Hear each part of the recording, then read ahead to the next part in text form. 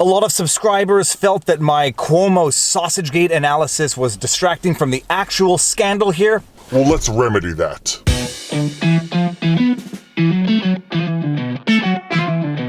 Viva Frei, Montreal litigator turned YouTuber, in my office with Winston the Westie. Winston is a puppy, and if you look closely into his eyes, you can see a sort of milky pattern. Apparently, he's going to go blind within a year, and we rescued him because they couldn't find a home for him, let alone someone to purchase him. He is a calm and sweet puppy and makes for the perfect lap warmer while sitting in my cold car in winter. Yesterday's vlog, I did a breakdown analysis of an incident involving Governor Cuomo, who I accidentally referred to as Mayor Cuomo in the video. I know that he is the governor of New York. An incident where he was making some improper sausage remarks to a reporter at some sort of lunch meeting. Part of the vlog analysis was my body language breakdown, and everybody should appreciate that I do not purport to be an expert on body language. I just offer whatever minimal insights I think I have into reading the situation. And I then worked it into something of a law vlog talking about workplace environments and how that type of behavior is pretty much a no-no in any workplace environment. But reading through the comment section, I noticed enough of a recurring theme in enough comments, and as creators, when we read comments, sometimes the negative comments don't really get to us, other times they do, and that is typically when we find a little element of truth in them. You know what was worse than that? Killing thousands of people in nursing homes. Hey, killed a lot of old people, this just feels far less of consequence. To be honest, I'm more concerned by his killing loads of old people than making some dirty comments. I can explain the whole scandal. They're trying to cover up the fact he's a mass murderer. I loathe Cuomo, but I personally feel this has been blown out of proportion. When COVID is over, I expect the car to remain your office. For those of you who have been around the channel for long enough, you know that I often say that I'm not a journalist. I'm not looking to break stories, which is somewhat disappointing for people who send me emails offering me scoops.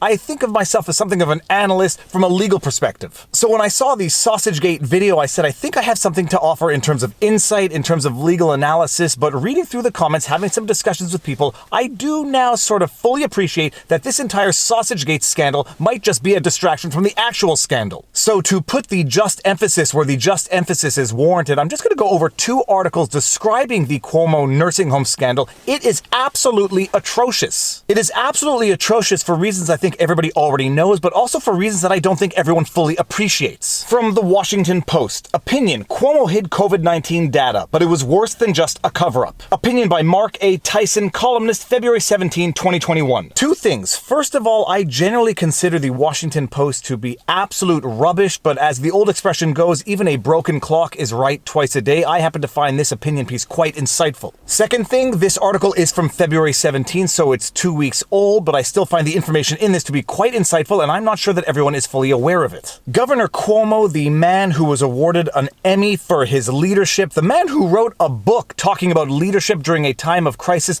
he's under fire for, lo and behold, having lied about the number of deaths in old person homes. It's not just that he implemented a policy that directly led to the deaths of over 10,000 people. How you want to quantify that number that he should be held responsible for is going to be a very difficult task. People would have died regardless, but his policy directly led to thousands of more people dying. So it's not just that he implemented a policy that led to thousands of more people dying, he hid the numbers. And why did he hide the numbers? He didn't want people using it against him for political reasons. Which people? Trump.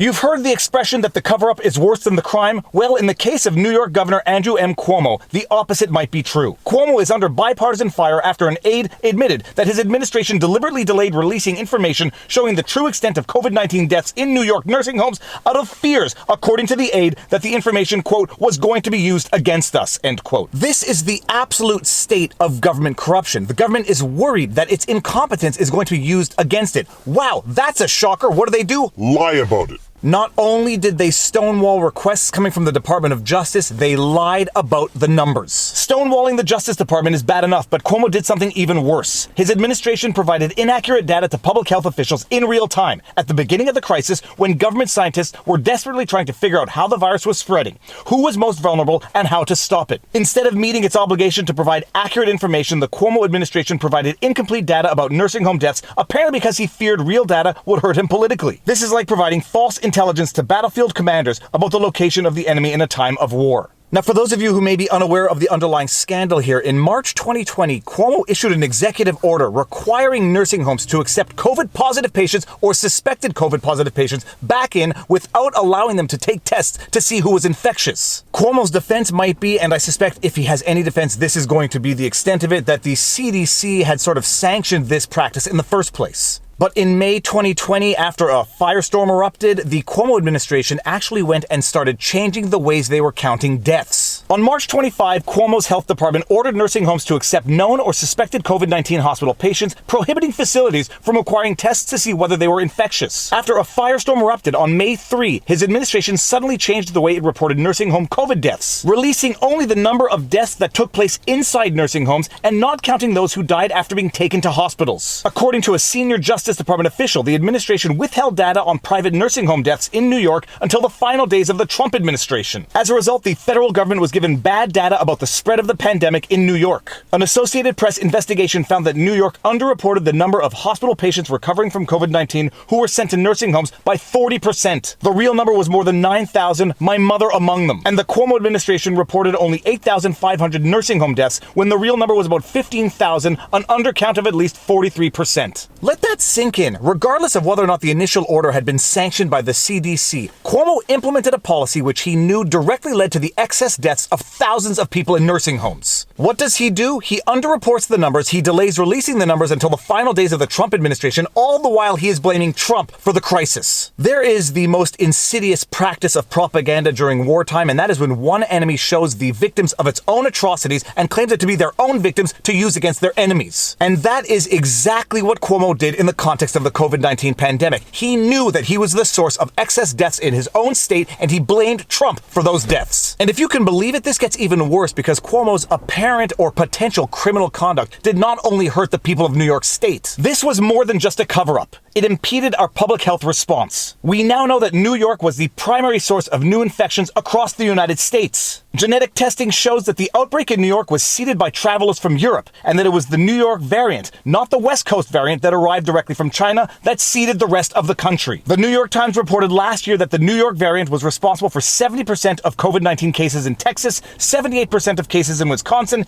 80% in Alaska, 84% in Arizona, and 100% in Louisiana. As Nathan Grabo, an epidemiologist at the Yale School of Public Health, told the Times, quote, "New York was the primary gateway for the rest of the country," end quote. At the risk of oversimplifying it somewhat, Cuomo had implemented a policy that he knew had led to the excess death of thousands of people in nursing homes. He was withholding data that was negatively affecting the entire country, all the while writing a biography on leadership during a time of crisis, and he would later go on to win an Emmy. What does that say about that award? I had never heard about that award before. I think it's a total joke, but he went on to win an Emmy. So, understanding how the virus was spreading in New York was critical to stopping it nationwide. But Cuomo's administration shared inaccurate data with health officials. And then when Justice Department investigators and state lawmakers began asking questions, New York delayed its answers. His administration, quote, froze, in the words of Cuomo aide Melissa DeRosa, and withheld the real data. It was only a court order and the release of a report by the New York State Attorney General that forced the governor to admit the true extent of the damage his policy did. And while Cuomo should bear the absolute brunt of the responsibility for this conduct, the media shares in some of that responsibility in that they were running full cover for their darling Cuomo the entire time. Meanwhile, he presented himself to the world as the hero of the COVID story, even publishing a book sharing, quote, leadership lessons from the COVID-19 pandemic, end quote. The media played along, holding him up in contrast to President Donald Trump as an example of effective executive leadership in the face of a public health crisis. In November, he received an Emmy Award in recognition of, quote, his leadership during the COVID-19 pandemic and his masterful use of TV to inform and calm people around the world, end quote. No, he used TV to lie to New Yorkers and the world, and his lies cost lives. And speaking of a media running cover for Cuomo, the New York Times published an article which, inasmuch as it whitewashes all of this stuff, it can only whitewash it so much. In his remarks on Monday, Mr. Cuomo echoed Ms. DeRosa's comments made in a private conversation with top Democrats in Albany that the administration was concerned about the Trump Justice Department potentially pursuing a politically motivated investigation. Can you imagine the New York Times qualifying the investigation as a politically motivated investigation? Cuomo has now admitted to underreporting the actual deaths by a factor of 2, and the New York Times is still still referring to this as a politically motivated investigation? When someone is potentially responsible for the deaths of 8,000 people, it's no longer a politically motivated investigation. It is just an investigation. When an elected official has been lying about numbers, hiding numbers, it is no longer politics. It is about real lives. And the New York Times goes on to describe the series of events as follows. Justice Department officials requested information from the state around the same time that similar requests had come from the state legislature and, quote, we paused the state legislator's request, Mr. Cuomo said. But he insisted that lawmakers' leadership staff was informed of the delay and said that the federal inquiry was reported in the news media. Quote, they can't say they didn't know, end quote, he said. Like a true pathological liar who is incapable of admitting his mistakes, Cuomo is now saying they can't say they didn't know when we recognize that we didn't tell them what we knew.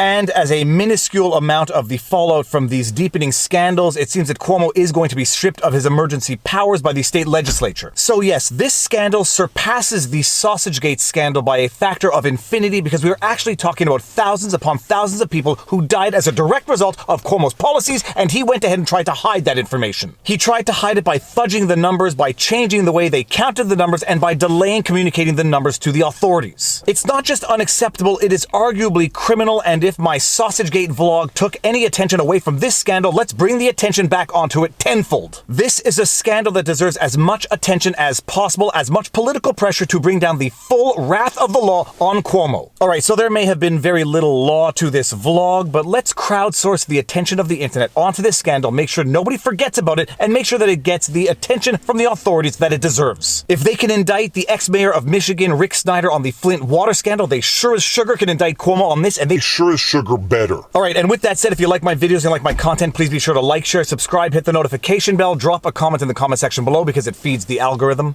Eat the food. Eat the food!